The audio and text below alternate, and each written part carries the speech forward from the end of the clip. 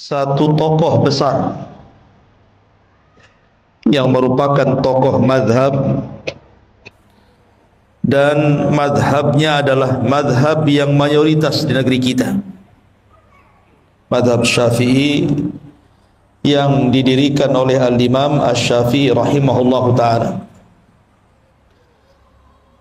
Namun begitu banyak orang-orang yang menasabkan kepada madhab Syafi'i, terkadang tidak kenal siapa Imam Syafi'i. Harusnya orang-orang yang menasabkan diri kepada sebuah madhab itu minimalnya dia harus kenal siapa Imam Syafi'i.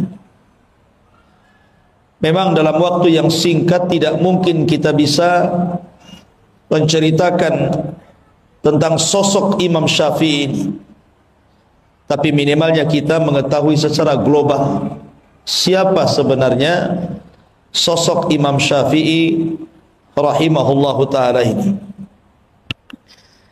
Ma'asyiral muslimin yang dimuliakan Allah subhanahu wa ta'ala, Imam Syafi'i ini ada kemiripan dengan beberapa imam yang lainnya. Di antaranya bahwa dia ditarbiyah oleh ibunya, karena Imam Syafi'i itu terlahir yatim, sama dengan Imam Ahmad. Dan rata-rata para imam mereka ditarbiyah oleh orang tuanya, maksudnya oleh ibunya, dan berhasil,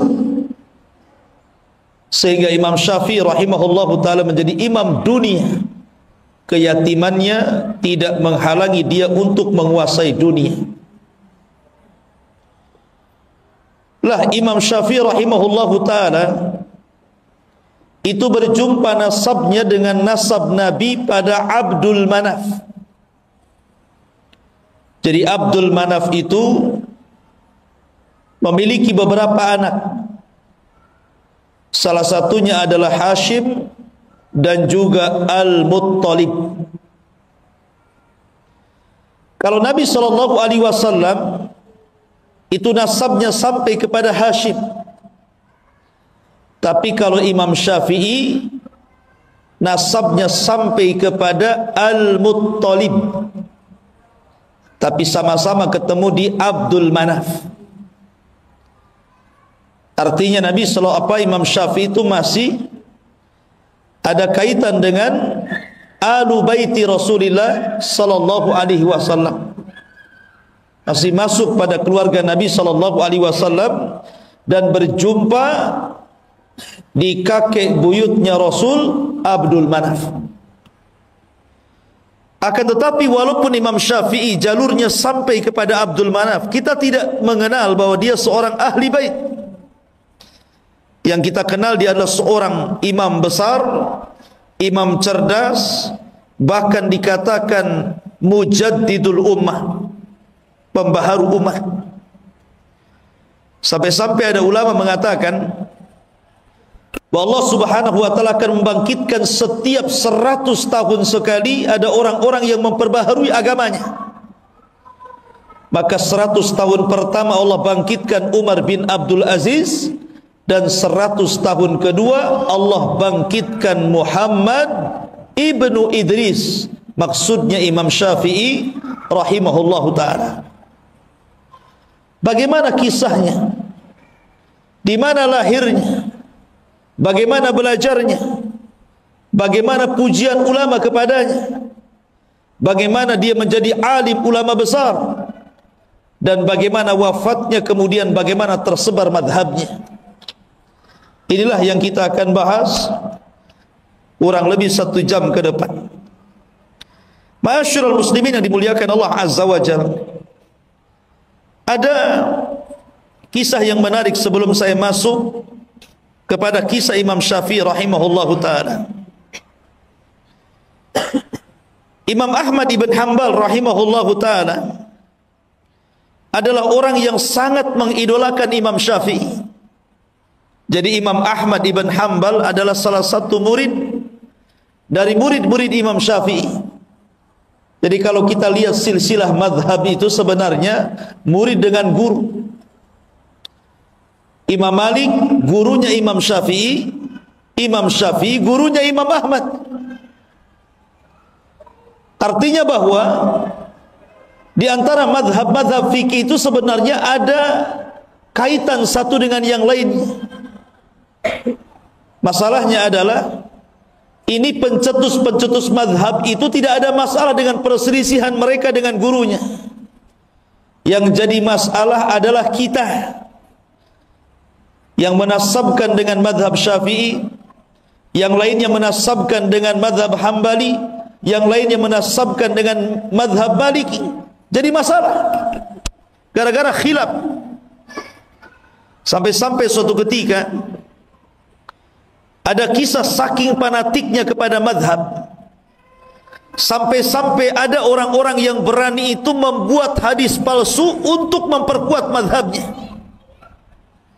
Seperti orang-orang yang fanatik kepada Imam Malik, Imam Darul Hijrah, kemudian merendahkan madhab yang lainnya. Mereka membuat hadis palsu dan mengatakan Nabi SAW bersabda, katanya, laula Malik lakana dinu halik. Kalau tidak ada Imam Malik, dunia agama ini akan hancur, katanya. Kalau tidak ada Imam Malik, agama ini hancur. Seolah-olah apa? Seolah-olah Nabi saja Imam Malik itu.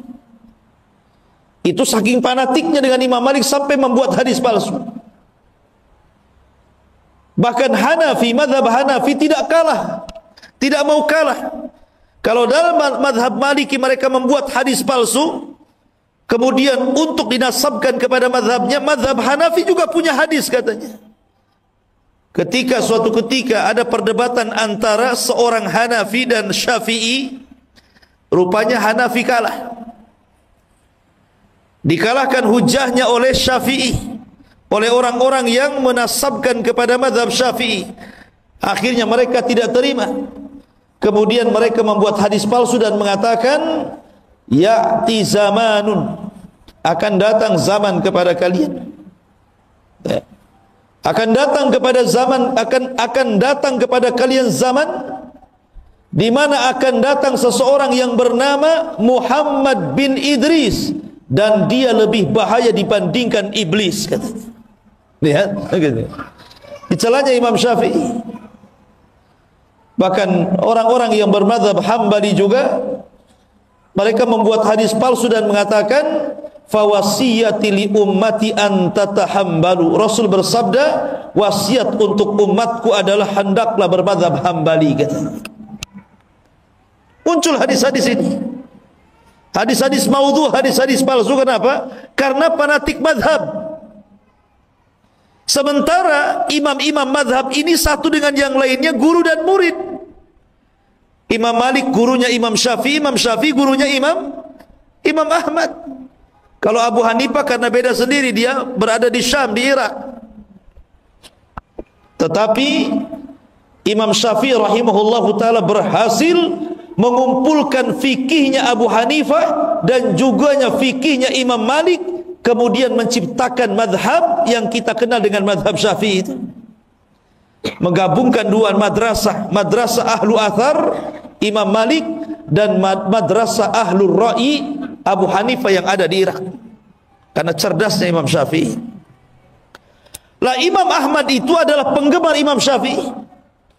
Sampai-sampai Imam Ahmad itu kalau habis sholat, dia mengangkat tangannya kemudian mengatakan, Allahumma gfirli wali walidayya wali Muhammad ibni Idris. Ya Allah, ampuni dosaku, ampuni dosa kedua orang tuaku, dan ampuni dosanya Muhammad bin Idris. Siapa Muhammad bin Idris? Syafi'i. Jadi kalau antum ditanya siapa nama Imam Syafi'i, Muhammad ibnu Idris. Sampai-sampai anaknya Imam Ahmad namanya Abdullah, karena keseringan mendengar bapaknya itu selalu memuji Imam Ahmad, selalu memuji Imam Syafi'i, jadi dia penasaran. Kemudian dia mengatakan kepada bapaknya Imam Ahmad, Wahai bapakku, seperti apa Imam Syafi'i itu? Kenapa engkau senantiasa memuji Imam Syafi'i? Tidak ada waktu kecuali kau puji Imam Syafi'i. Dan kau doakan Imam Syafi'i sampai 40 tahun. Kau doakan dalam solatnya untuk Imam Syafi'i. Siapa emangnya dia? Karena putranya tidak tahu. Maka Imam Ahmad mengatakan, ya bunai, inna Syafi'i kasyamsi lid dunya wa kal afiyati lil jasadi. Wahai anakku, tahukah kamu Imam Syafi'i siapa? Imam Syafi'i itu seperti matahari untuk bumi ini, dan seperti kesehatan bagi orang-orang yang perlu kesehatan pada badannya. Jadi manusia berhajat kepada matahari dan berhajat kepada kesehatan. Artinya manusia sangat berhajat kepada Imam Syafi'i. Bayangkan Imam Ahmad loh 40 tahun berdoa kepada Imam Syafi'i agar Allah mengampuni dosanya.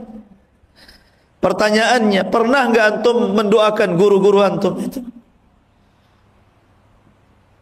Jangan-jangan antum sendiri tidak pernah didoakan, apalagi doain orang. Orang tua antum aja enggak pernah didoakan gitu.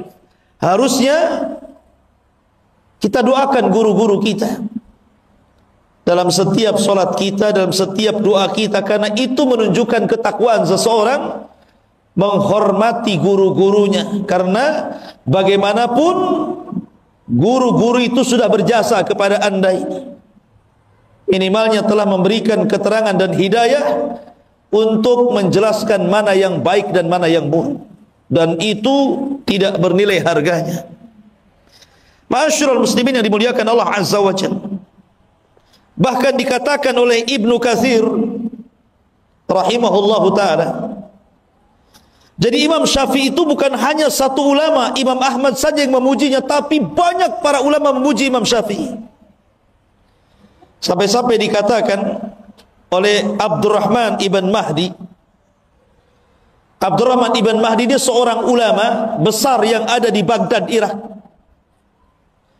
Dialah yang meminta kepada Imam Syafi'i untuk menulis sebuah kitab, namanya Kitab Usulul Fiqh. Dan itulah kitab pertama di dunia yang dikarang oleh Imam Syafi'i.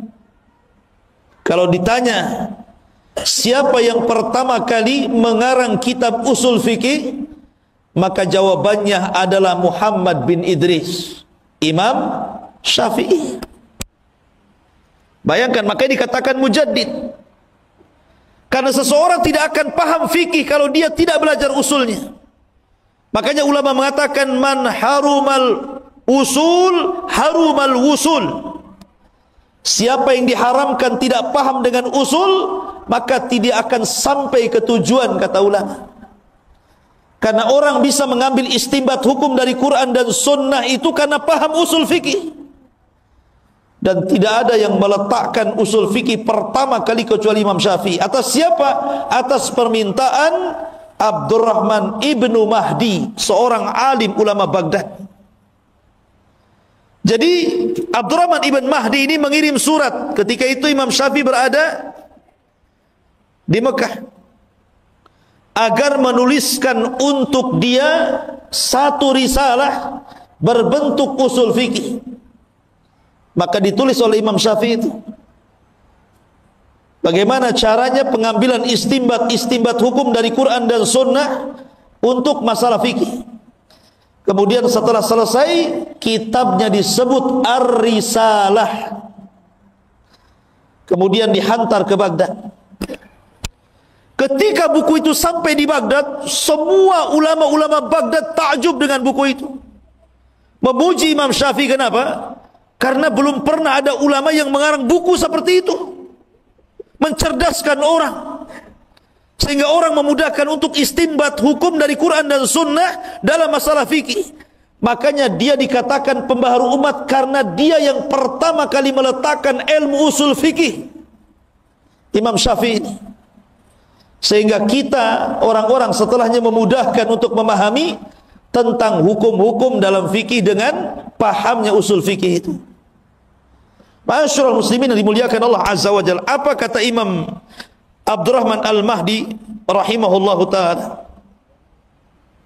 Dia mengatakan, kata Abdurrahman ibn Mahdi, demi Allah, aku tidak pernah melihat orang yang paling berakal melebihi Imam Syafi'i. Dia manusia yang ajaib dan cerdas. Ma'asyiral muslimin yang dimuliakan Allah Azza wa Jalla, dan banyak lagi pujian nanti kita akhirkan. Kita masuk pada sejarah pertama. Di mana Imam Syafi'i dilahirkan? Imam Syafi'i dilahirkan, ada yang mengatakan di Gaza. Kita kenal ada namanya jalur Gaza. Di mana? Palestina. Ada yang mengatakan dia dilahirkan di Asqalan. Makanya ada ulama namanya Al-Hafidh Ibnu Hajar Al-Asqalani. Asqalan, di mana Asqalan? Masih di Palestina. Jadi ada yang mengatakan di Gaza, ada yang mengatakan di Asqalan. Intinya Palestina. Jadi Imam Syafi'i dilahirkan di mana? Di Palestina. Lahir pada tahun 150 Hijriah dan wafat pada tahun 204 Hijriah. Berarti berapa usia Imam Syafi'i? 53 kan? Kurang lebih 53 ya. Dia lahir tahun 150 Hijriah, wafat tahun 204 Hijriah. Siapa yang bisa ngitung? 80? 54 tahun. Ya, kurang lebih 54 tahun. Artinya waktunya muda kan, 54 tahun kan masih muda tuh. Karena usia umat Nabi SAW berapa? Berkisar 60 tahun sampai 70 tahun saja kan. Artinya Imam Syafi'i itu masih muda meninggal itu. Tapi karyanya luar biasa. Bahkan pemikiran madhabnya sampai mempengaruhi seantero dunia, sampai ke negeri kita. Negeri kita ini mayoritas Syafi'i. Bayangkan usia yang sangat muda, tapi madhabnya bisa menyebar ke seantero dunia. Lah kebetulan di tahun kelahiran Imam Syafi'i itu adalah hari wafatnya Abu Hanifah. Jadi Abu Hanifah itu wafat pada tahun 150 Hijriah, tepat dengan lahirnya Imam Syafi'i di tahun 150 Hijriah. Jadi Abu Hanifah wafat, lahir Imam Syafi'i. Seolah-olah Allah Subhanahu wa taala ingin menggantikan dengan wafatnya Abu Hanifah, lahirnya imam yang menggantikan Abu Hanifah. Imam Syafi'i Muhammad ibn Idris rahimahullahu taala. Lah ketika usia Imam Syafi'i ini 2 tahun, meninggal ayahnya. Masih muda ayahnya sudah meninggal. Akhirnya kemudian ibundanya membawa Imam Syafi'i yang ketika itu usianya 2 tahun dari Palestina, dibawa ke Mekah. Kemudian ditarbiyah oleh ibunya. Ketika Imam Syafi'i kemudian mulai membesar, usianya sudah 5 tahun, 6 tahun, 7 tahun gitu ya. Maka Imam Syafi'i itu dihantar sama ibunya untuk belajar Al-Quran, belajar menulis, belajar tajwid dengan ulama yang ada di Masjidil Haram. Jadi mungkin kalau istilah orang sekarang ngaji TPQ lah ya. Jadi di zaman itu ada TPQ juga. Masalahnya TPQ juga bayar kan sama gurunya. Imam Syafi'i ini tidak punya uang karena memang miskin dia. Dia tidak bisa bayar sehingga dia malu. Akhirnya dia pun mengatakan kepada ibunya, saya ingin nggak akan belajar sampai ibu bayar dulu tuh SPP-nya, itu bahasanya gitu. Tapi ibunya mengatakan gini saja, wahai Syafi'i, aku berikan kau solusi. Biar kamu tetap belajar karena ibu tidak sanggup membiayai kamu. Sudah gini saja, kalau ada syekh sedang ngajari anak orang kaya, kamu pura-pura duduk dekat dia, jangan ketahuan gurumu. Nanti apa yang diajarkan kau tangkap, kau hafal. Jadi kalau saya lagi ngajar anak-anak, nanti antum di situ duduk pura-pura dengerin gitu.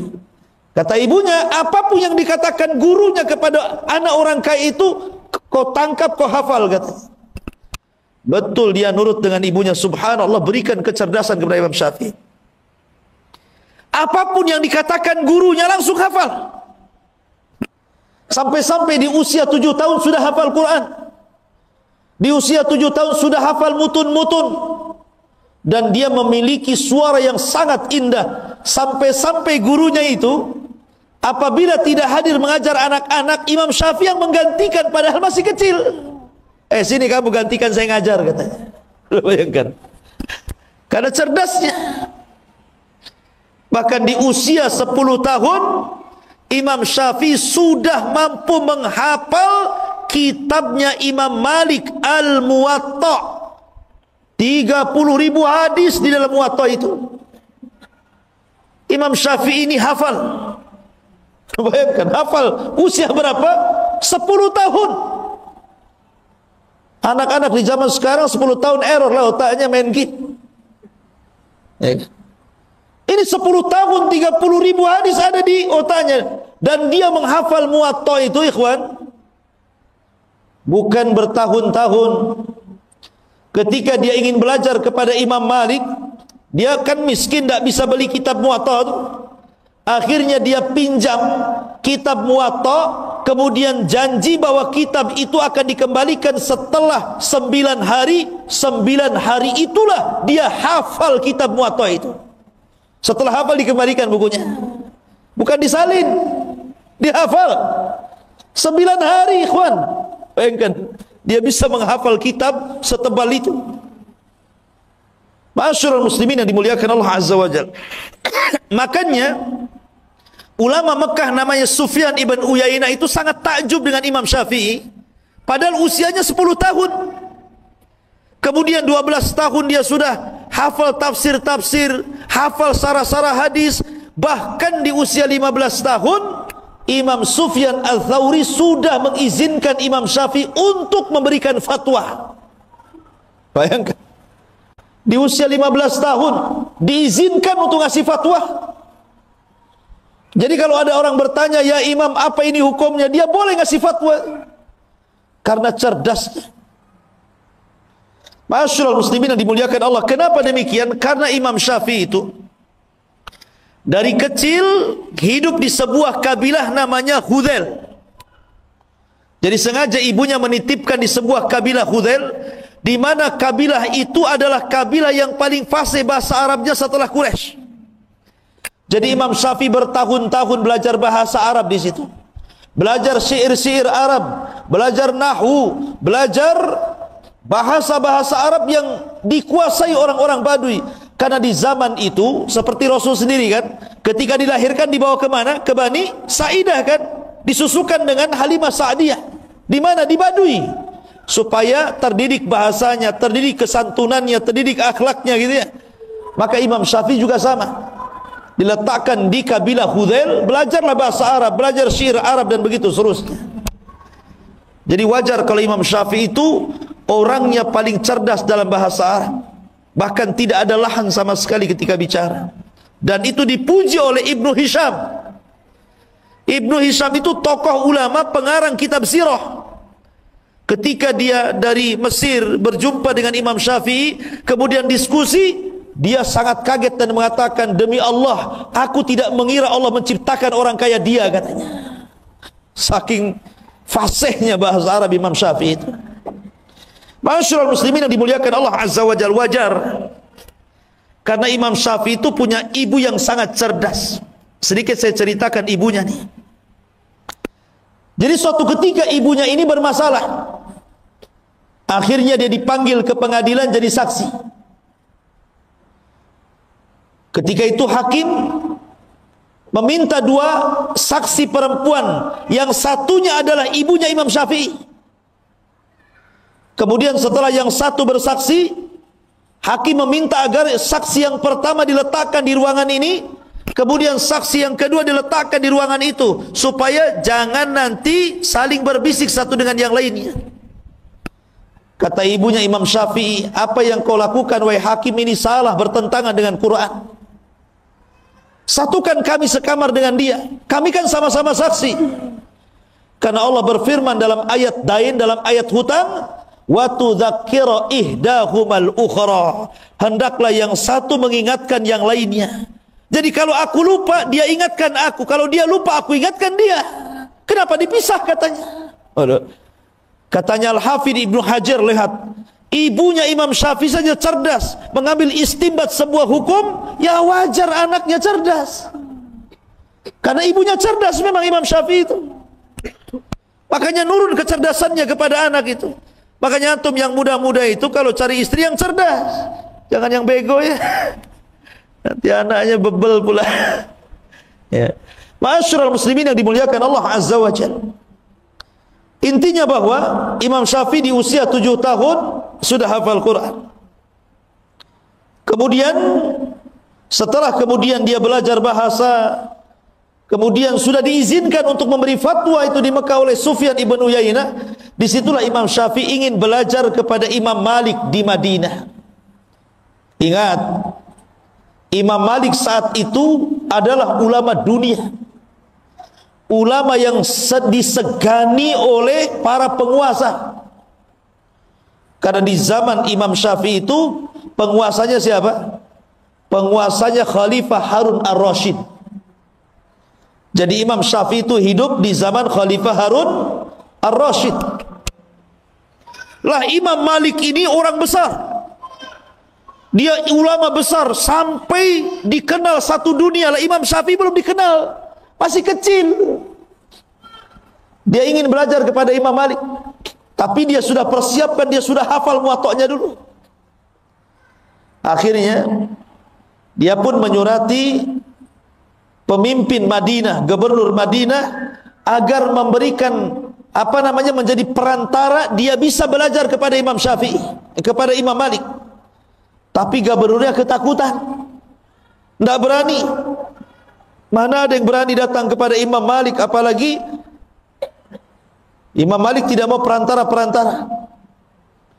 Tetapi singkat cerita, akhirnya gubernur itu pun mengantar Imam Syafi'i dan berjumpa dengan Imam Malik. Imam Syafi'i masih kecil ketika itu. Akhirnya ketika Imam Malik melihat kecerdasan Imam Syafi'i, bagaimana dia sudah bisa menguasai kitabnya Muwatta', dia sudah hafal Quran, dia sudah hafal tafsir, dan dia memiliki bahasa yang luar biasa, Imam Malik pun takjub. Akhirnya kata Imam Malik, sudah, kamu belajar sama saya. Akhirnya kemudian Imam Syafi'i menjadi murid kekhususan Imam Malik. 9 tahun belajar dengan Imam Malik. Disedotnya ilmu Imam Malik itu luar biasa. Sampai akhirnya ma'asyiral muslimin yang dimuliakan Allah Azza wa Jalla, setelah kemudian 9 tahun dia pun belajar kepada Imam Malik rahimahullahu ta'ala dan mengambil seluruh ilmu Imam Malik. Maka dia meminta izin kepada Imam Malik untuk mengambil ilmunya Abu Hanifah. Di mana Abu Hanifah? Di Irak sana. Tapi kan Abu Hanifah sudah meninggal. Maksudnya belajar kepada murid-muridnya. Ketika melihat semangat Imam Syafi'i, Imam Malik mendukung. Kalau engkau ingin belajar kepada murid-murid Abu Hanifah, maka saya danai kamu. Oh, antum cari guru yang kayak gini. Ya, Ustaz tolonglah ongkosi saya ke Yaman. Jadi didanai sama Imam Malik itu. Berangkatlah Imam Syafi'i. Kemana? Ke Irak, ke Baghdad sana. Dan di Baghdad dia banyak ketemu murid-murid Imam Ahmad. Salah satunya adalah dia berjumpa dengan Muhammad Hasan Asy-Syaibani, kemudian Abu Yusuf Al-Qadhi, dan itulah 2 murid Abu Hanifah yang paling cerdas ketika itu. Jadi Imam Syafi'i kemudian berdialog, kemudian menyerap ilmunya Abu Hanifah. Disinilah Imam Syafi'i menggabungkan 2 madrasah yang berbeda. Kalau Imam Malik murni madrasahnya ahli hadis. Tapi kalau Abu Hanifah madrasahnya ahlul ra'i. Ya, ahlul ra'i itu maksudnya apa? Banyak menggunakan akal. Ya. Menggunakan akal untuk memutuskan sebuah perkara. Maka Imam Syafi'i menggabungkan dua mazhab yang berbeda ini. Ketika itulah Imam Syafi'i di Baghdad menulis satu kitab namanya Al-Hujjah, atau disebut dengan Risalah Awal, yang disebut dengan Qaulul Qadim namanya, ucapan Imam Syafi'i lama. Karena ketika Imam Syafi'i hijrah ke Mesir, kemudian wafat di Mesir, Imam Syafi'i menarik semua kata-kata dan fatwanya dalam kitab Al-Hujjah itu, kemudian ngarang buku lagi namanya Al-Um. Makanya Al-Um itu disebut Qaulun Jadid, perkataan yang baru. Jadi Imam Syafi'i itu punya fatwa lama, punya fatwa baru. Dan tidak mengapa seseorang itu berubah-ubah pendapat.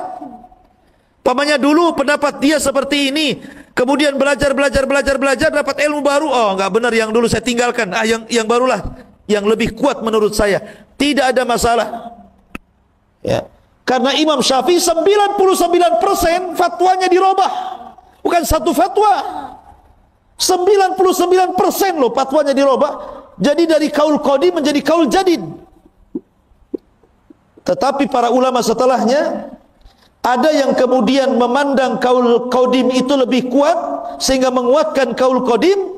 Ada yang kemudian memandang kaul jadid lebih kuat, akhirnya merojehkan kaul jadid. Terjadilah khilaf antar madhab Syafi'i. Nah, gitu ya.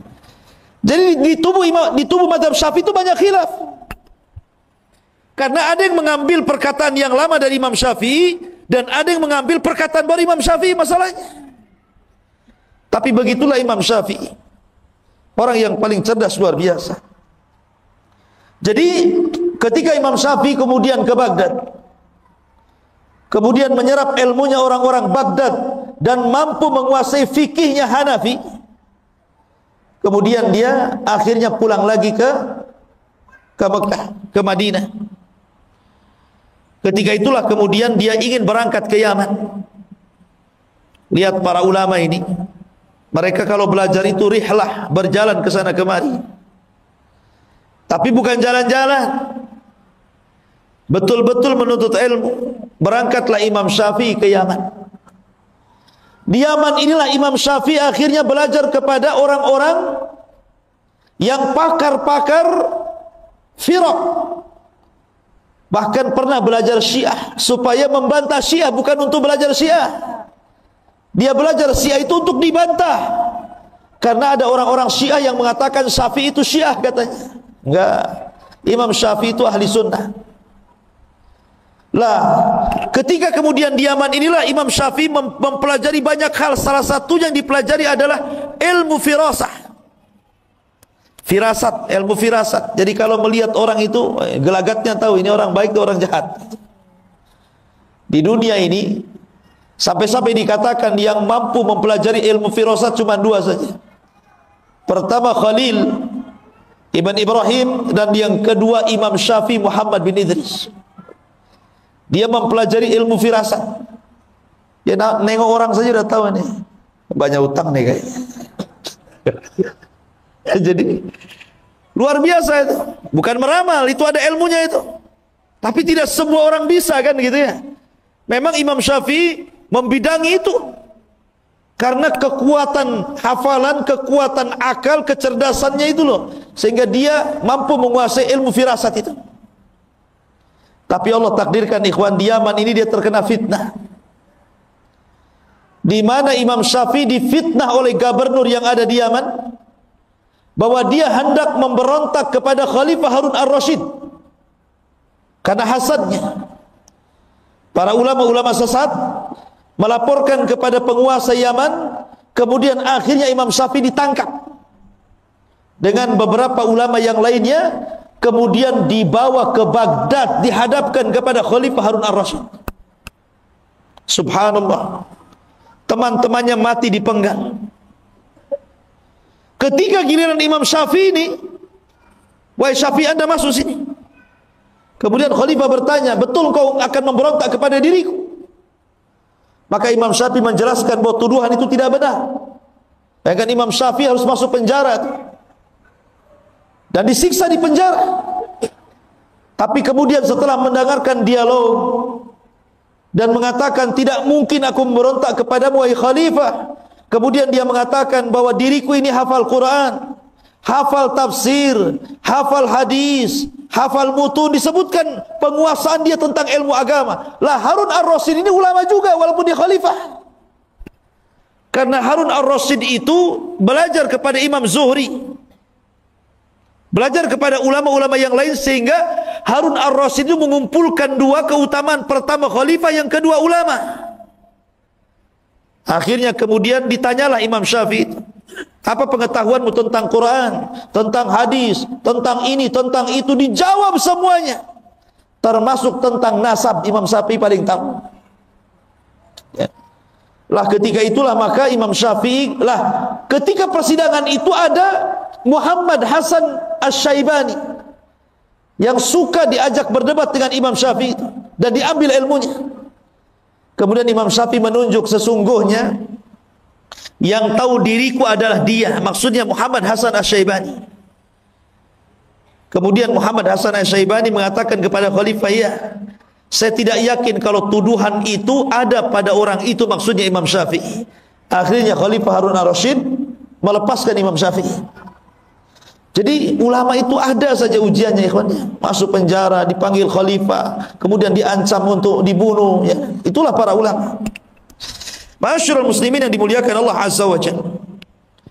Kemudian setelah Imam Syafi'i, beliau ke Yaman dan belajar berbagai macam ilmu. Maka kemudian Imam Syafi'i pun kembali ke Mekah dan sempat kemudian memberikan fatwa di sana. Tapi kemudian setelah itu Imam Syafi'i kemudian safar lagi ke Mesir, dan itu ketika mendekati usia 50 tahun. Dia ke Mesir. Di Mesir inilah dia mengarang kitab Al-Um itu. Yang menarik, perkataan lamanya dalam kitab Al-Hujjah ditarik semuanya, kemudian mengarang satu kitab Al-Um. Dan hanya 5 tahun di Mesir, akhirnya Imam Syafi'i pun meninggal dunia di Mesir. Itulah sejarah singkat Imam Syafi'i. Baik, kita akan membahas beberapa akhlak, ketakwaan, dan keajaiban Imam Syafi'i. Ma'asyiral muslimin yang dimuliakan Allah Subhanahu wa ta'ala, Imam Syafi'i ini dikenal ketakwaannya. Suatu ketika berkumpullah Imam Syafi'i, kemudian Sufyan ibn Uyainah, kemudian para ulama yang lain di hadapan Khalifah Harun ar-Rasyid. Ketika itu Harun ar-Rasyid meminta agar salah satu ulama itu memberikan nasihat. Cobalah kalian memberikan nasihat. Ternyata kok makin kecil saja suaranya, habis baterai. Lah ketika itu kemudian Khalifah meminta Imam Syafi'i memberikan nasihat, tapi Imam Syafi'i tidak mau. Kenapa? Karena ada gurunya Sufyan ibn Uyainah. Kata Sufyan ibn Uyainah, yang lain saja. Begitulah ulama, kalau disuruh itu melempar-lempar juga, ya. Kamu saja, kamu saja. Sampai-sampai ada cerita, ini ada ustad-ustad di Jawa ini. Ditanya, Pak Ustad, ini hukumnya apa? Kata ustad ini, ikiae katanya. Tahu ikiae? Ini saja. Yang satunya ikiae katanya. Terakhir jawab, oh itu kiai katanya. Itulah nama kiai itu diambil dari ikiae itu. Kan gitu. Ma'asyiral muslimin, enggak, ini canda. Jadi akhirnya kemudian karena tidak ada yang yang berbicara untuk memberikan nasihat, akhirnya Harun ar-Rasyid dia yang kemudian memberikan nasihat. Kemudian dia bacakan ayat-ayat, kemudian dia bacakan hadis-hadis Nabi sallallahu alaihi wasallam dan perkataan para sahabat Rasul, Subhanallah, Imam Syafi'i ini dikenal kalau dinasihati dia menangis kemudian pingsan. Jadi kalau dia mendapatkan nasihat yang menyentuh itu, langsung menangis kemudian pingsan. Sampai-sampai ketika Harun ar-Rasyid kemudian memberikan nasihat, tahu-tahu Imam Syafi'i nangis kemudian pingsan, langsung berhenti dia. Dan orang-orang mengatakan, apakah dia mati katanya? Apakah dia mati katanya kan? Rupanya dia hanya pingsan saja. Sampai seperti itu orang mendengar nasihat nangis kemudian pingsan. Ini kalau tidak bersumber dari hati yang ikhlas, tidak mungkin seperti itu. Kemudian kisah yang kedua, suatu ketika Imam Syafi'i ini sakit. Ada muridnya namanya Rabi' ibn Sulaiman. Rabi' ibn Sulaiman salah satu dari alim Baghdad, berziarah kepada Imam Syafi'i, gurunya ketika itu sedang sakit. Ketika sampai saja di rumah Imam Syafi'i lagi terbaring itu lemas. Akhirnya kemudian kata Rabi' ibn Sulaiman, dia pun mendoakan Imam Syafi'i dan mengatakan, qawwallahu dha'faka ya Imam, qawwallahu dha'faka ya Imam. Kalimat qawwallahu dha'faka ya Imam itu memiliki dua makna. Makna yang pertama, qawwa itu artinya semoga Allah menguatkan kelemahanmu hai Imam, maknanya dihilangkan penyakitnya. Tapi makna yang kedua, maksudnya menguatkan kelemahannya sehingga makin lemah lagi, kan begitu ya. Kalimat itu kan ada dua makna ya, semoga Allah menguatkan kelemahanmu. Ini bisa diartikan maksudnya lemahnya itu supaya lebih lemah lagi, ataukah supaya lemahnya dihilangkan, kan begitu ya. Kalimat itu kan. Jadi Imam Syafi'i tersenyumlah. Kamu mengatakan qawallahu dha'fi idan qatalani. Kalau engkau mengucapkan seperti itu, sama aja kau bunuh aku katanya. Katanya kan itu. Karena apa?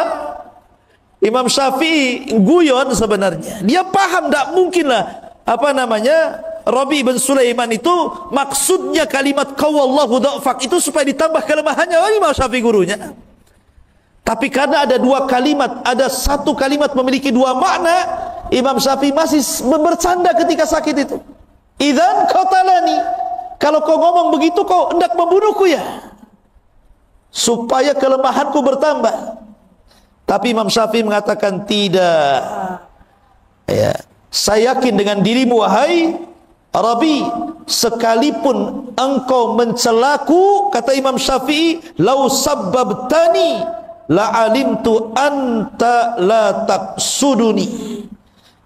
Sekalipun kau mencelaku, saya yakin kau tidak bermaksud untuk mencela kepada aku. Begitu. Lihat bagaimana husnudzonnya kepada manusia. Kalau ada yang mencela dirinya, oh itu mungkin karena lagi marah. Kalau ada yang menghina kita, oh mungkin dia lagi ada masalah. Oh, dikasih uzur gitu lah. Itulah Imam Syafi'i. Kalau kita enggak, ada orang mandang kita, langsung kita ini sewot. Ngapain pandang-pandang? Padahal enggak ngomong tuh. Baru pandangan saja sudah sewot. Apa kau katanya? Oh, bahasa Medan pula keluar. Ya. Ma'asyiral muslimin yang dimuliakan Allah Azza wa Jalla. Kemudian yang ketiga, kisah perdebatan antara Yunus As-Sadafi dengan Imam Syafi'i. Ini guru murid sebenarnya ini. Biasa orang dulu itu murid berdebat dengan gurunya. Jadi Yunus As-Sadafi atau Ibn Abdil A'la ini bermasalah dengan Imam Syafi'i ini, berdebat gitu sangat sengit sampai keduanya mengangkat suaranya saking kencangnya gitu. Akhirnya marah ini Yunus ini, keluar dari majelis Imam Syafi'i, kemudian kabur dari ke masjid dan masuk ke rumahnya. Tapi Imam Syafi'i ini walaupun harus berbeda pandangan, bukan berarti bermusuhan. Keluar dari masjid, dicarinya rumah Yunus As-Sadafi itu.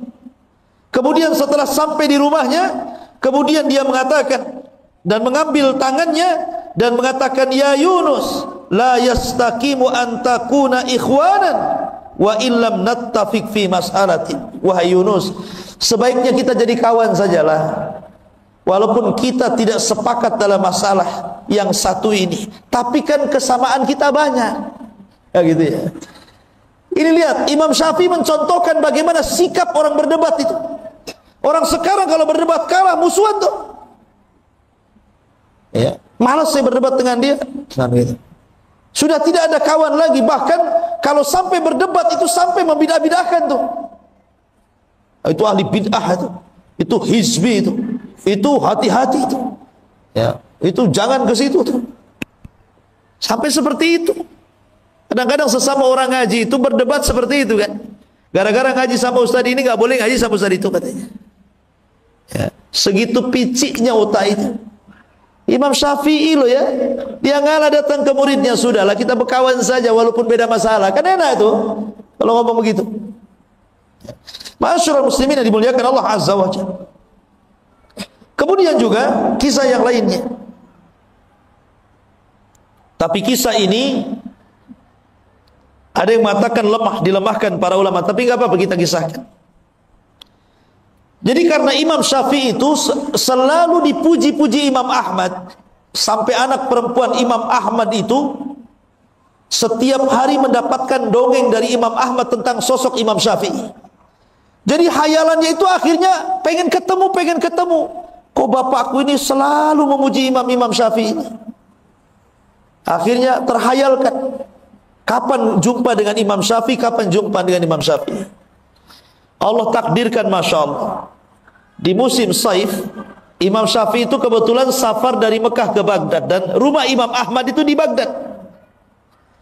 Dan qadarullah ketika itu Imam Syafi'i sedang sakit panas, bukan kena corona.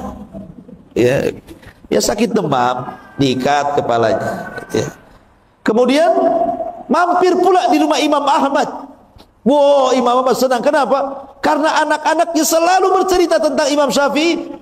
Imam Ahmad ingin kenalkan, ini loh orang yang selalu aku ceritakan kepada kalian, gitu maksudnya. Wow, senang anak-anaknya. Yang selama ini mereka penasaran, ceritanya Imam Syafi'i itu diceritakan Imam Ahmad, rupanya orangnya datang, kan bahagia. Tapi kebahagiaan itu kemudian menjadi kekecewaan ketika salah satu putri Imam Ahmad ini memperhatikan ibadahnya Imam Syafi'i karena ingin menirunya. Seperti apa sih hebatnya orang ini? Kenapa bapakku sampai mengalem-ngalem dia? Mulailah malam hari. Awalnya datang Imam Syafi'i, tentu namanya tamu kan dijamu tuh. Kasih makan enak. Sekali makan habis makanannya, satu meja. Jadi ditengokin saja sama anaknya. Wah, banyak makannya nih Imam ini. Kemudian habis makan dia jilat-jilati tangannya. Kemudian dia perhatikan cara makannya. Kenapa dia cara makannya tidak pakai sunnah Nabi? Sunnah Nabi kan 3 jari. Ini main kerewek 5 jari nih. Ya. Harusnya kan seorang imam itu pakai 3 jari, makan sedikit, ini habis satu meja. Mulai dia bertanya-tanya ini Syafi'i ke bukan Syafi'i? Akhirnya malam harinya ditengok lagi, nggak ada pun sholat malam dia.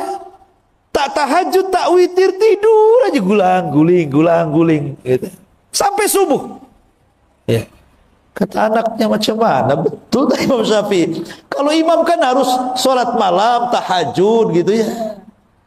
Anehnya lagi yang ketiga, ketika Imam Ahmad bangun di waktu subuh, ngajak Imam Syafi'i sholat subuh tidak wudu lagi, bayangkan. Makin stres anaknya ini. Ini jangan-jangan Imam Syafi'i KW ini.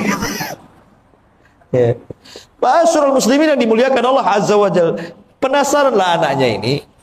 Kemudian manggil bapaknya Imam Ahmad. Wahai Abi, betul tak Imam Syafi'i itu? Kata Imam Ahmad, iya dia itu Imam Syafi'i. Dialah orang yang suka aku puji-puji, aku doakan 40 tahun. Dialah orangnya. Kata anak putrinya begini, wahai bapakku, saya punya 3 soalan. Pertama, saya perhatikan cara makan dia. Sudah tidak pakai sunnah, habis pula satu meja.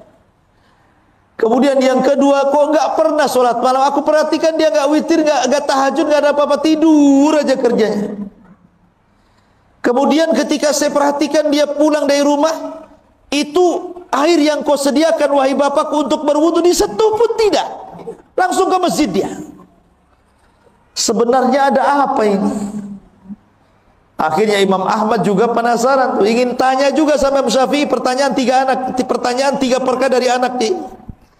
Mulailah kemudian Imam Syafi'i ditanya tentang 3 soalan dari anak itu. Imam Syafi'i ini orang cerdas ya, dia ada jawabannya. Kalau antum di posisi Imam Syafi'i malu, memang antum seperti itu. Begitu ya. Tapi Imam Syafi'i mengatakan, ya Ahmad, haddatsana Rasulullah sallallahu alaihi wa haddatsana fulan qala haddatsana fulan qala Rasulullah sallallahu alaihi wasallam. Kemudian dia membacakan, adapun kenapa saya makan, saya habiskan semuanya itu karena Rasulullah bersabda, ta'amul qurama dawa wa ta'amul bukhala daun, katanya. Karena makanan orang yang ikhlas itu, makanan orang yang dermawan itu pasti jadi obat. Makanya mumpung ini obat, ku makan semua. Kan aku lagi sakit kemarin itu, lagi demam, tapi bukan kena corona sekali lagi. Ya. Setelah saya makan habis makananmu, alhamdulillah, hilang demam saya, katanya. Hilang demam saya. Ta'amul qurama dawa, bahwa makanan yang diberikan orang yang dermawan, orang ikhlas pasti jadi obat. Tapi makanan yang diberikan orang bakhil, hati-hati jadi penyakit. Hati-hati jadi penyakit. Makanya kalau antum punya kawan bakhil ditraktir, jangan mau, pulang mencret. Iya. Oh, kalau kawannya ini dermawan, maulah saya.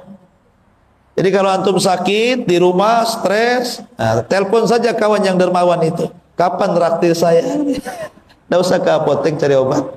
Cari kawan saja yang dermawan. Kemudian yang kedua, kenapa aku tidak tidur, kata? Aku tidak tidur, kata Imam Syafi'i. Memang aku tidak sholat malam, aku tidak tahajud, aku tidak witir. Tetapi sepanjang malam ini aku teringat hadis Nabi.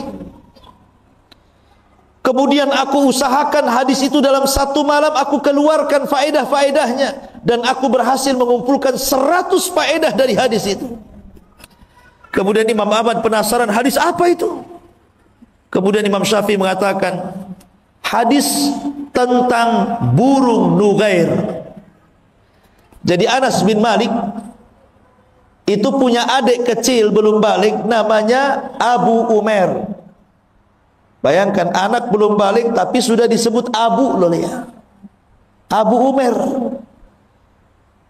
Gak apa-apa, seseorang itu walaupun belum menikah dipanggil Abu, itu kunyah, sunnah hukumnya. Ya, Pak Ustaz, kenapa? Takut dicap radikal. Karena orang radikal itu depannya abu-abu. Ini Abu Umair, itu kecil, anak kecil Abu Umair ini. Punya burung namanya Nughair. Dari sini boleh seseorang itu punya peliharaan dikasih nama. Boleh punya kucing dikasih nama siapa? Ya, kasih nama siapa? Kucing. Jangan kasih nama istri antum.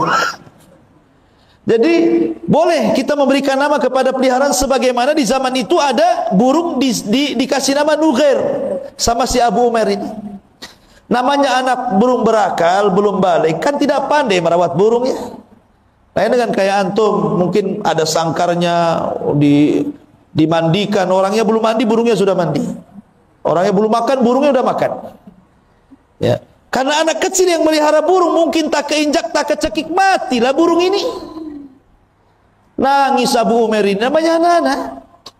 Maka dilaporkanlah oleh Anas bin Malik kakaknya kepada Rasulullah, ya Rasulullah, adik saya menangis. Kenapa? Burungnya mati. Maka Nabi langsung dari rumahnya, bayangkan, takziah gara-gara kematian burung. Bayangkan, orang burung mati takziah loh Nabi. Bukan orang saja takziah, Nabi bertakziah sama anak kecil gara-gara burungnya mati. Kenapa? Karena tahu Nabi itu bagaimana rasanya anak kecil pecah hatinya. Itu sama dengan orang dewasa ketika ditinggal oleh pacarnya. Hatinya sakit, anak kecil itu sakit loh kalau mainannya hilang kan. Ya. Makanya Rasul takziah, kasihan. Nah, itulah. Makanya amalan yang paling tinggi itu jabrul qalbi, ikhwan. Berusaha menenangkan hati orang. Jangan membuat orang itu sedih. Sururun tudkhiluhu ala qalbi muslim. Kebahagiaan yang kau masukkan kepada hati seorang muslim. Akhirnya kemudian kata Imam Syafi'i kepada Imam Ahmad, aku perhatikan hadis itu semalam suntuk dan aku berhasil mengeluarkan 100 faedah dari hadis itu. Jadi aku nggak tidur, aku mikir hadis itu saja. Kata Imam Ahmad, coba sebutkan apa faedahnya? Disebutkan 1, 2, 3 sampai 100. Subhanallah, kata Imam Ahmad, aku belum pernah mendapatkan faedah sebaik ini. Adapun aku subuh tidak wudu, bukan berarti aku tidak berwudu, karena aku belum batal dari wudu isya. Makanya aku gunakan untuk sholat subuh. Kan dia nggak tidur. Tuh, ini kalau ulama ada jawabannya. Kalau antum malu besok nggak mau lagi ke situ, ya kan? Tetapi ikhwan, kisah ini dikritik para ulama. Kisah ini nggak benar. Bahkan hadis tadi juga tentang masalah makanan orang-orang yang ikhlas dan juga orang-orang dermawan itu obat, hadisnya maudhu. Sebagaimana dikatakan Imam Zahabi rahimahullahu taala. Tapi kisah ini masyhur masalahnya. Kisah ini masyhur di masyarakat tentang Imam Ahmad Imam Syafi'i yang bertamu kepada Imam Ahmad ini. Makanya harus disebutkan tentang derajatnya. Taib. Ma'asyiral muslimin yang dimuliakan Allah Subhanahu wa taala. Kemudian suatu ketika Imam Syafi'i ini pulang dari Baghdad. Karena dia tidak mau mengganggu Imam Malik yang sedang mengajar. Karena pasti kalau dia tahu dirinya datang, pasti akan berhenti belajar, pasti akan menyalami dan memeluknya, dan nanti masalah ini orang belajar ini terganggu. Dia tidak mau mengganggu orang yang sedang belajar. Sehingga Imam Syafi'i supaya tidak ketahuan oleh Imam Malik kedatangannya, dia pun diselendangkan mukanya, jadi hanya nampak matanya saja. Kemudian berbaur dengan murid-muridnya yang masuk kepada halaqahnya Imam Malik. Lah Imam Syafi'i pun duduk di halaqah itu, nggak tahu Imam Malik kalau di situ ada Imam Syafi'i muridnya itu. Dan Imam Syafi'i pun tidak mau ngasih tahu karena takut mengganggu orang yang sedang belajar. Rupanya ketika Imam Malik sedang mengajar, kemudian dia ditanya sebuah persoalan, tidak bisa jawab. Akhirnya dilemparkan ke murid-muridnya, siapa di antara kalian yang bisa menjawab pertanyaan muskilah ini? Semua diam, tidak ada yang bisa menjawab. Kata Imam Syafi'i kepada orang sebelahnya, jawab, begini loh jawabannya. Wes. Akhirnya berdiri, saya Imam Malik. Kata Imam Malik, fadhal. Dijawab, benar. Imam Malik heran, kenapa dia bisa tahu? Ya, kau berdiri. Ya. Bagaimana kau bisa tahu? Kata orang ini, nih sebelah kan. Ini sebelah yang ngasih tahu kan ya. Imam Syafi'i subhanallah, dia berusaha untuk jangan sampai tahu. Akhirnya dibuka juga, tahu juga Imam Malik dan Imam Syafi'i. Subhanallah ikhwan. Begitulah para ulama ya. Kadang ada waktu-waktu seperti ini kondisinya. Ma'asyiral muslimin yang dimuliakan Allah Subhanahu wa taala. Kemudian juga dijelaskan beberapa kisah juga tentang Imam Syafi'i. Bahwa suatu ketika Imam Syafi'i rahimahullahu taala dia melewati, jadi kalau dia punya guru namanya Imam Waqi. Imam Waqi itu gurunya Imam Syafi'i. Ini rumah Imam Syafi'i. Ini pasar, ini rumahnya Imam Waqi. Jadi kalau seandainya Imam Syafi'i kemudian mencari ilmu kepada Imam Waqi itu harus berjalan persis di depan pasar. Sehingga akhirnya mengurangi hafalannya. Dia pun mengadu kepada Imam Waqi dan mengatakan, syakautu ila Waqi su'a hifdin fa arsyadani bi antarkil ma'asi wa'lam bi annal ilma nurun wa nurullah la yuhda lil asi. Aku mengadu kepada Imam Waqi tentang buruknya hafalanku, maka Waqi pun memberikan nasihat agar aku meninggalkan maksiat. Ketahuilah bahwa ilmu itu cahaya, dan cahaya Allah tidak mungkin menembus hati orang yang bermaksiat. Ketika dia mendengar wejangan Imam Waqi ini, dia berpikir, maksiat apa yang aku sudah lakukan ini? Kenapa hafalanku makin berkurang, makin berkurang? Padahal sudah kucoba. Jadi dia berpikir gitu kan. Oh betul kata guruku ini, bahwa yang membuat aku ini hilang hafalan gara-gara maksiat. Tapi maksiat apa? Gitu ya. Dipikir, akhirnya dia baru paham. Jangan-jangan gara-gara lewat di depan pasar. Bayangkan Imam Syafi'i lewat di depan pasar, merutul hafalannya. Padahal nggak ngapa-ngapain, lewat depan pasar aja. Akhirnya keesokan harinya, ketika dia sudah tahu sebabnya, dia ganti rutenya. Jadi nggak mau lagi lewat depan pasar, lewat belakang pasar dia. Setelah lewat belakang pasar, kuat lagi hafalannya. Ya, itu lama dulu ikhwan. Ya. Kenapa? Karena di pintu pasar itu banyak kemaksiatan di situ. Pasar itu kan tempat perangnya setan, ikhwan. Setan itu kalau mau perang dia ke pasar, bawa bendera, ditancapkan bendera perangnya itu. Makanya Rasul mengatakan seburuk-buruk tempat pasar, sebaik-baik tempat masjid. Tapi pasar sekarang ini luar biasa, lihat mall itu. Orang masuk saja tidak mau keluar. Disulap di zaman sekarang ini. Seburuk-buruk tempat jadi seindah-indah tempat. Kan itu.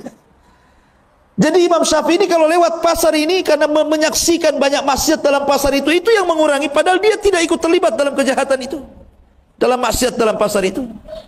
Tapi itu sudah bisa mempengaruhi loh ya. Coba pengaruhi. Jadi sebenarnya yang membuat kita tidak cerdas, yang membuat kita hafalannya hilang, yang membuat kita tidak hafal, pamannya kita ini membaca, anggaplah kemarin hafal wadduha, kemudian sekarang hafal watini, wadduhanya hilang, watininya hafal. Besoknya kulhu, watininya hilang, kulhunya yang hafal. Kan ada tuh yang seperti itu. Itu bukan nambah hafalan, ganti hafalan tuh. Diganti itu hafalannya ya. Ya. Boleh itu karena kenapa kok jadi ganti hafalan bukan nambah hafalan, itu karena maksiat yang dilakukan. Maksiat sebenarnya menjadikan orang itu jahil. Ya, dan ini wasiat yang bagus daripada Imam Syafi'i rahimahullahu taala. Ma'asyiral muslimin yang dimuliakan Allah Subhanahu wa taala. Adapun Imam Syafi'i ini memiliki guru-guru yang luar biasa.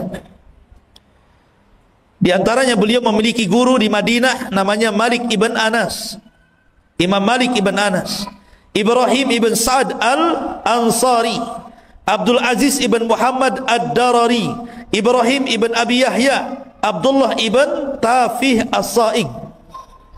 Kemudian di Yaman dia juga punya guru namanya Hisham ibn Yunus, ya Hisham ibn Yusuf qadhi Yaman. Kemudian Amr ibn Abi Salamah, Yahya bin Hassan, Mutarrif ibn Mazin.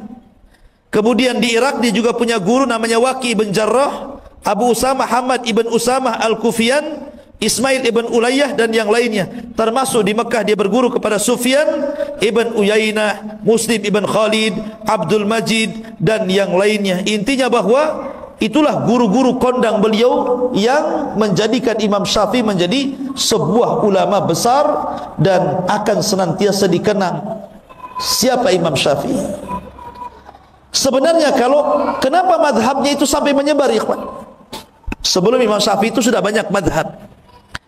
Imam Ibnu Jarir itu punya madhab, namanya madhab Ibnu Jarir. Sufyan ibn Uyainah punya madhab, namanya madhab Uyainah. Sufyan al-Thawri punya madhab, namanya madhab al-Thawri. Kemudian Al-Auza'i namanya madhab Auza'i. Jadi madhab itu dulu banyak, bukan 4 madhab saja. Cuman masalahnya ulama-ulama ini tidak banyak muridnya yang menyebarkan madhabnya ke seantero dunia, sehingga dengan hilangnya mereka, hilangnya juga madhab mereka. Wafatnya mereka menjadikan wafat juga cara pandang mereka, sehingga tidak banyak dikenang orang. kecuali 4 madhab. Ya, Maliki, Hanafi, kemudian Hambali dan Syafi'i. Ini murid-muridnya banyak, sehingga murid-muridnya inilah kemudian mencatat seluruh fatwa-fatwa Syafi'i, Imam Malik, Abu Hanifah, Imam Ahmad. Kemudian setelah imam-imam ini meninggal, maka fatwa-fatwa mereka menyebar di seantero dunia. Makanya madhabnya tersebar. Bukan berarti madhab ini cuma 4 ini saja, tidak, sebelumnya banyak madhab, cuman tidak tersebar, tidak seperti 4 madhab. Ya. Tetapi ingat, Imam Syafi'i sendiri mengatakan dalam urusan madhab, idza sahhal hadis fahuwa madhabi. Kalau hadis itu sahih, berarti itu madhabku. Maknanya kalau kita mengikuti hadis yang sahih, kata Imam Syafi'i, dia sudah ikut madhab. Ya kan? Jadi tidak perlu fanatik dengan madhab itu, ya. Karena kalau kita bicara madhab itu ada 3 kelompok di masyarakat itu. Satu, ada orang yang fanatik buta dengan madhab. Saya mah Syafi'i Ustaz, Hambali tidak mau, Maliki ogah, Hanafi apalagi katanya, saya tidak mau, Syafi'i tetap Syafi'i, hidup mati Syafi'i katanya, mau benar mau salah Syafi'i. Ada orang yang seperti itu fanatik madhab. Yang kedua, ini kelompok yang kedua, nggak mau bermadhab dia. Apalah Syafi'i, Maliki, Hambali, nggak mau. Kenapa? Karena Rasul bersabda, kutinggalkan 2 pusaka kepada kalian, siapa yang berpegang, selamat kalian, tidak akan sesat. Quran dan Sunnah, Quran Sunnah saja saya. Madhab nggak perlu. Ya. Ada kan orang seperti itu? Quran Sunnah sajalah saya. Karena Rasulullah yang menyebutkan Quran Sunnah, tidak disuruh ikut Syafi'i, Maliki, Hanafi, Hambali. Ada orang yang tidak perlu madhab, tidak perlu saya madhab. Kelompok yang ketiga ini tengah-tengah. Dia tidak melepaskan madhab dan tidak juga fanatik madhab. Mana-mana yang benar dari madhab itu, umpamanya kebenaran ada dalam Syafi'i, saya Syafi'i. Kebenaran dalam Hambali, saya Hambali. Kebenaran ada pada Maliki, saya Maliki. Kebenaran pada Abu Hanifah, saya Hanafi. Mana-mana yang benar, itulah yang dipilih. Dan harusnya ambil yang terakhir ini pendapat kita, supaya tidak fanatik madhab. Ya, karena masing-masing ulama itu kan punya keistimewaannya. Sekarang kalau seandainya orang yang tidak mau bermadhab ini, Quran Sunnah saja, saya katakan, gimana kau caranya memahami Quran dan Sunnah kalau tanpa ulama? Justru dengan adanya madhab itu kita tertolong. Jadi kita paham maksud Quran, maksud hadis. Ini loh ulama yang paling paham, karena ulama itu warasatul anbiya. Tetap kita butuh ulama untuk memahami itu, karena kita bukan siapa-siapa. Tapi kita juga jangan sampai fanatik, karena mereka bukan nabi. Ulama itu tidak maksum, yang maksum itu nabi. Makanya ambil yang benar, campakkan yang salah. Itulah seruan dan slogan mereka semuanya. Seperti Imam Syafi'i mengatakan, apabila kau dapati dalam bukuku menyelisih Al-Quran dan Sunnah, tinggalkan. Tetapi yang sesuai dengan Quran dan Sunnah ambil. Itu kata-kata Imam Syafi'i itu. Ya.